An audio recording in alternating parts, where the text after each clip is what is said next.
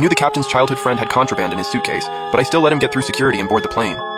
Because in my last life, I saw him openly carrying that suitcase through the staff passage. I stopped him, but he said it was a gift from his childhood friend, and specifically told me not to touch it. I couldn't shake the feeling that something was wrong, so I secretly opened it and found dangerous contraband inside. I turned it in right away, and even used my commendation to cover for Subaijo's mistake, which saved his career. His childhood friend got arrested and locked up, and in the end, he was sentenced. He didn't say a word the whole time, but in a later flight accident, he personally cut my parachute. Boda, you're just jealous of Zhuang Sunzi. You deliberately flunked him during flight attendant training and then you framed him later. You really think that would make me like you? Dream on. I'd never marry someone as petty as you. I fell straight down from 30,000 feet and was smashed to pieces. When I opened my eyes again, I saw that childhood friend who had come to see him off, and the suitcase in his hand. I quietly took a step back. This time I wasn't going to save him. Ms. Su, per procedure, this suitcase needs to be logged for security screening. One of my flight attendants reminded her politely. Subaijo frowned. It's just gifts from Zhuang Sunzi. What's the problem? Just put it under my name, no need to check it. Zhuang Sunzi chimed in from the side. Exactly. I've had the training, I know the rules. I wouldn't make that kind of mistake. The flight attendant smiled lightly and said nothing else, but still wouldn't let him through. The other crew members nearby muttered under their breath.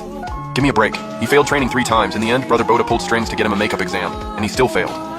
Zhuang Sunzi's face fell instantly, and Subaijo's expression darkened too. And whose fault was that?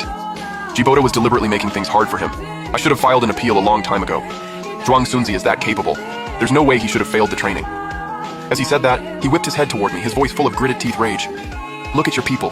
They dare to mock Zhuang Sunzi right in front of me. Who knows how much worse they've said behind his back? I looked at him blankly. Zhuang Sunzi stood beside him, putting on an innocent face, but his eyes were full of provocation.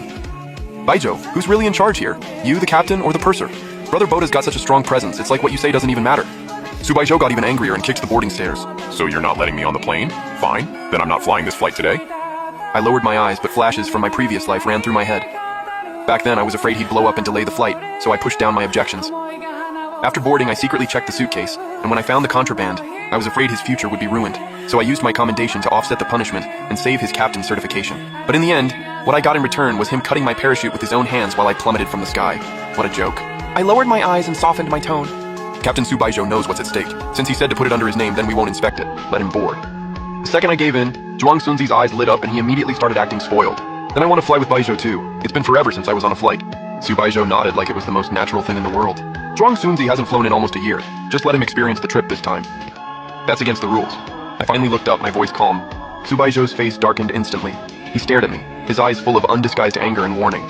What do you mean by that? He growled through clenched teeth. You don't want to fly, is that it? Fine, then don't. Same goes for them. Ground all of them. The flight attendants' faces changed immediately. Someone tried to speak up for me, but I stopped them with a single look. Just then, the dispatcher came through on the intercom. All prep work is complete. Cabin crew, get ready. Passengers will begin boarding shortly. Subaijo let out a cold snort. I don't care. Worst case, I skip one flight, but don't expect to ever work one of my flights again. Think it through. I forced down the emotions surging in my chest and answered quietly. At the same time, I gave my deputy a look, and he nodded in understanding. Subaijo, since you're so determined to walk yourself into a dead end, I'm not saving you this time. Once we got on the plane, Zhuang Sunzi kept making trouble. Ever since training ended, I haven't worn a flight attendant uniform again. He clung to Subaijo's arm, grinning smugly. I want to try it on today, just for fun. Baijo, today I'll personally take care of you. I frowned. There aren't any extra uniforms. He curled his lip, refusing to let it go. You think I don't know? I've been through the training too.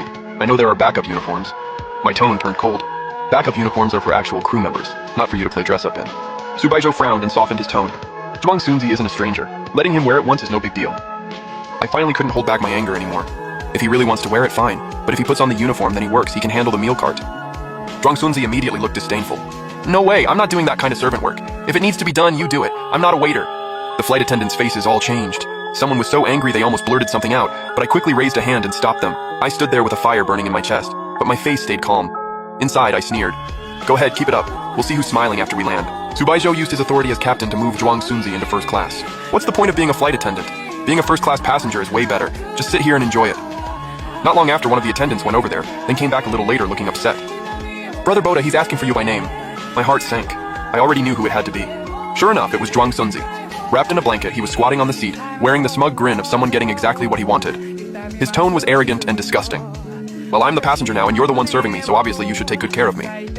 I forced down the emotions churning inside me. Hello, sir, what can I get for you? Like he'd just heard the funniest thing ever. He played with the edge of the blanket and started ordering me around on purpose. I want a blanket. No, not that one. Get me a different color. And bring me a pillow, a soft one. Also a toiletry kit. Don't you guys have a new one? I want to try it. And for drinks, bring me 3 different ones. I want to compare them. I did everything he asked, expressionless, but I could clearly feel my coworkers getting angrier and angrier behind me. He's doing this on purpose. Someone muttered angrily in the rear galley. I still stopped them and told them not to make trouble. We had to remember who we were. A little later, he ordered red wine too. I walked over with the glass, but he suddenly tilted his head, a knowing smile on his lips. I heard first-class passengers can make male flight attendants kneel while serving them. Is that true?